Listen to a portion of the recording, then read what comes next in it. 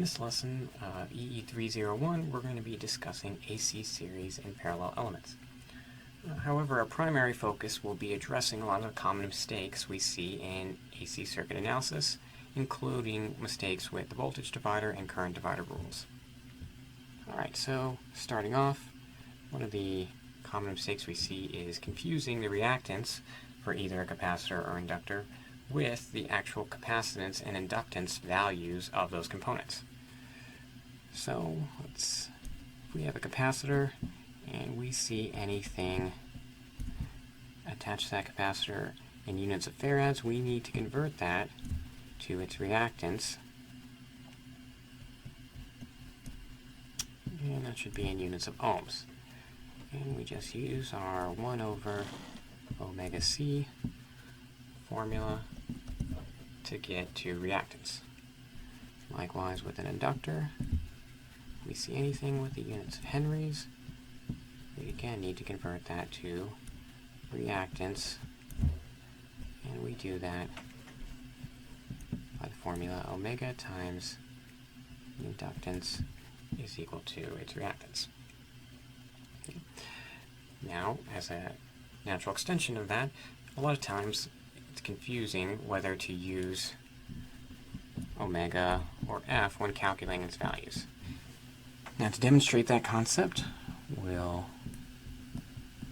put in a time domain voltage source, and put in our voltage peak value of 170, multiply that by a cosine of 1000t. Right, in this case, there's no 2 pi factor attached to that term, so this is omega. Whereas if we had the same source, but there was a 2 pi and then 1000 t, this 1000 would be F, units being hertz. Alright, so next, a lot of the time we confuse voltage RMS with voltage peak values, similarly current RMS and current peak values. Well, when you are solving these problems, you need to have them in RMS terms, which are attached to the phasors.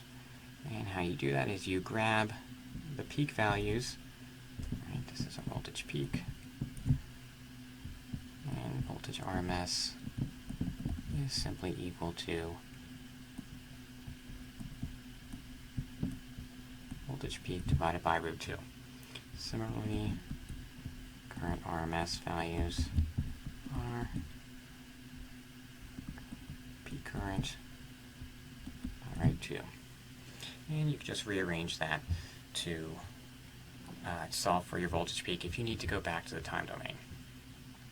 Other than that, a lot of times we'll incorrectly convert rectangular to polar forms, and we'll lose track of our signs when adding up impedances.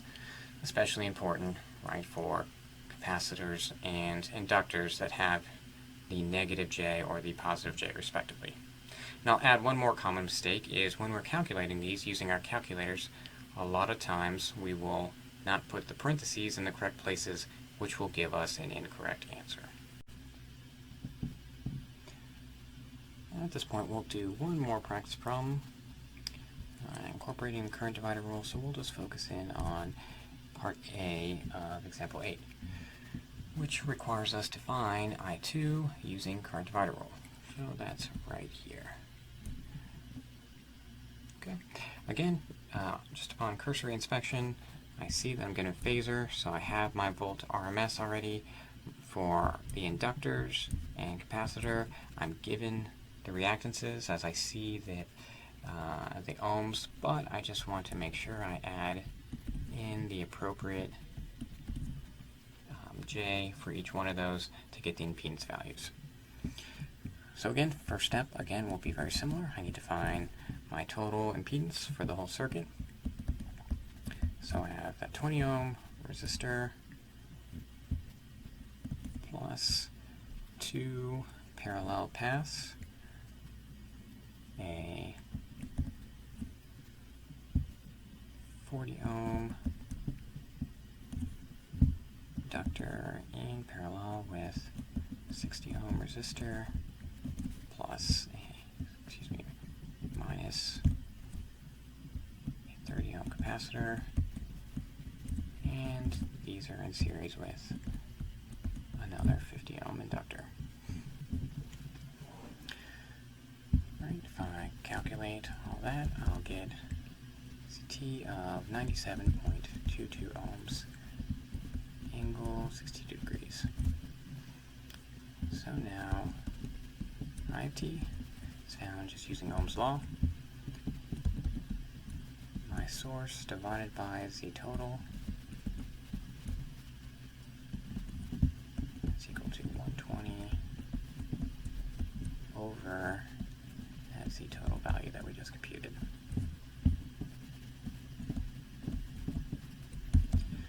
And my resultant current is 1.23 amps minus 62 degrees. Alright, so that's that value entering node A, which is then split between I1 and I2, which sets us up for our current divider. Alright, now I can solve for I2 using the current divider rule, which states that I need the total current going into that node, which in this case is I of t times my Z equivalent over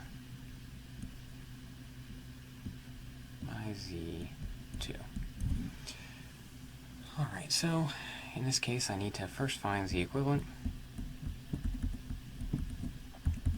So that's 1 over J40 ohms plus 1 over 60 minus J30 ohms. All of that quantity to the negative first power.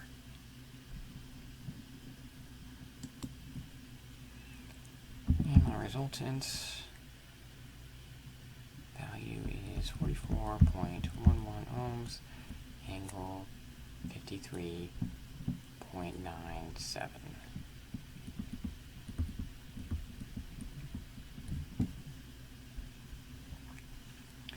So plug that in.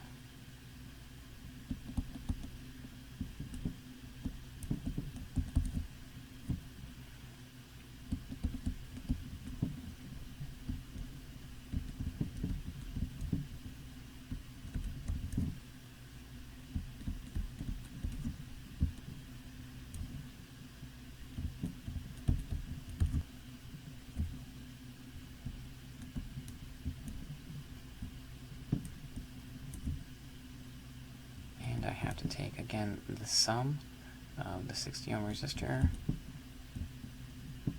plus the minus J 30 ohms. And that gives me a final answer of 812 milliamps, angle of 19 degrees.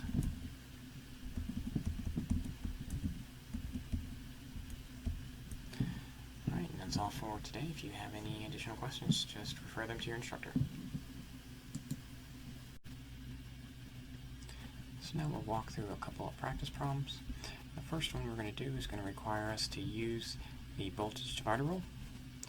So that'll be this one right here. So my first steps are going to be to take a look at the circuit, and first I'm going to notice that my voltage source is in a phasor. So the voltage they give me is an RMS, which is good. And next I'm going to take a look at my inductor and capacitor, and I see that they're given in terms of ohms, so that these are their reactances. But I am going to need to add the positive J to my inductor and the negative J to my capacitor in order to get the impedances for both of these terms. Additionally, I'm going to go ahead and I'm going to add additional labels to these nodes, which will help me as I work the voltage divider rule. Alright, so first I need to find the total impedance for the circuit. And what I have is a 40 ohm resistor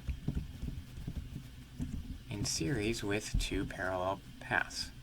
First one consists of a 50 ohm inductor, and that's in parallel with three elements in series: a 30 ohm resistor, a 60 ohm resistor, and a 10 ohm capacitor. Once I calculate all that, I'll get a CFT equal to 74.6 ohms with a phase angle of 32 degrees. Okay, so my next step will be to find IT using Ohm's law. Right, so I'll divide my voltage source by my total impedance, plugging in the values for both of those, and that will give me 3.22 amps, angle minus 32 degrees. Okay. So at this point, I know the current that is going through the 40 ohm resistor, but I don't know the distribution of currents through the two parallel paths, nor do I know the voltage drop from node A to node D, right? The voltage drop across those two parallel branches. So if I use Kirchhoff's voltage law and I find the voltage drop across this 40 ohm resistor, I can then find out the voltage drop from A to D. So just using Ohm's law,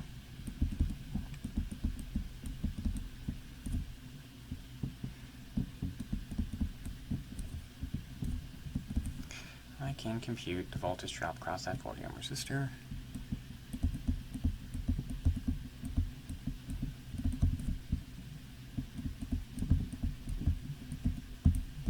Which is 128.6 volts, phase angle minus 32 degrees. Okay, so now, again, Kirchhoff's voltage law.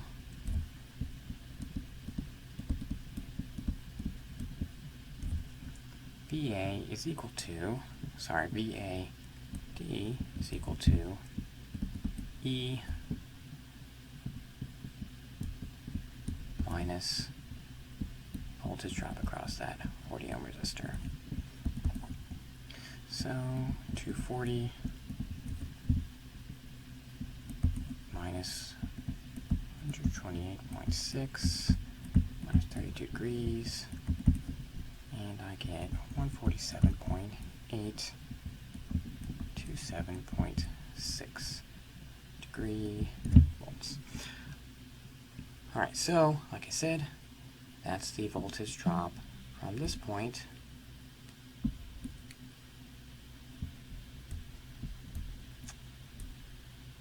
node A to node D. And also the voltage drop across these three series elements: the 30 ohm resistor, 60 ohm resistor, and the 10 ohm capacitor.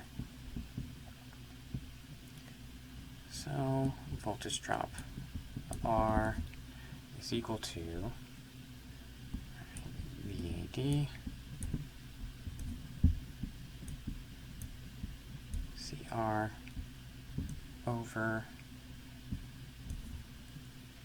Z equivalent series. So plug in the values.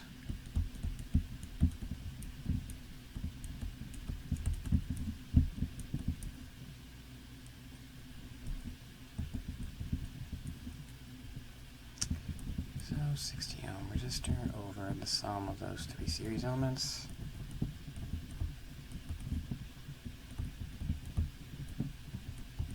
And I find that voltage drop is 98 volts, phase angle 34 degrees.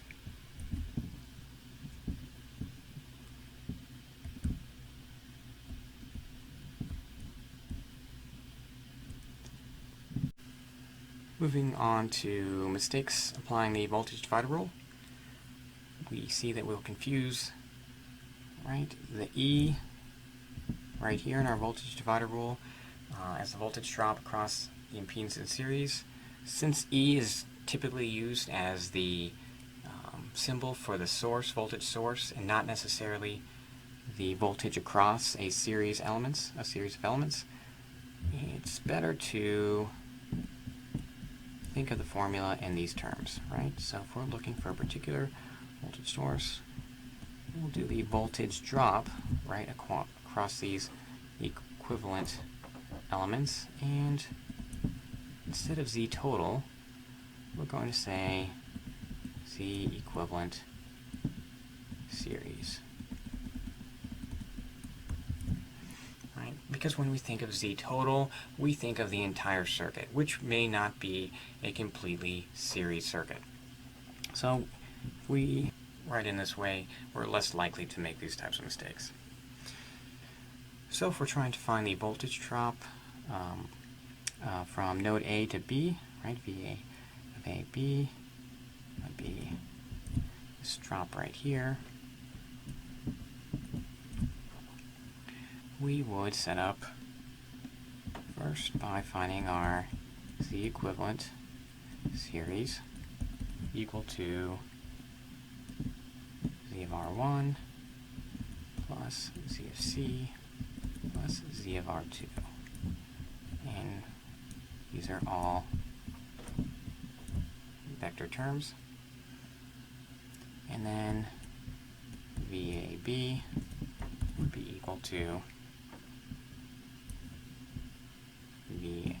VCN, right? That goes from here to here. The voltage drop between those two nodes multiplied by the impedance, the element of the impedance that we're looking for the particular voltage drop across, over the equivalent series impedance. Moving on to the current divider rule, a couple mistakes that we often see is I total. Again, I total. A lot of times we think of I total as the current that comes from a source. A better way to think of that would actually be, right, the current that feeds into our parallel element. So I'm going to label it I equivalent, parallel, and then we have Z equivalent over Z of X. And again, this lines up with what we have on the equation sheet. Additionally, if we have series elements, right, in one of our parallel branches, we need to first find the equivalent series impedance before we use our current divider rule formula.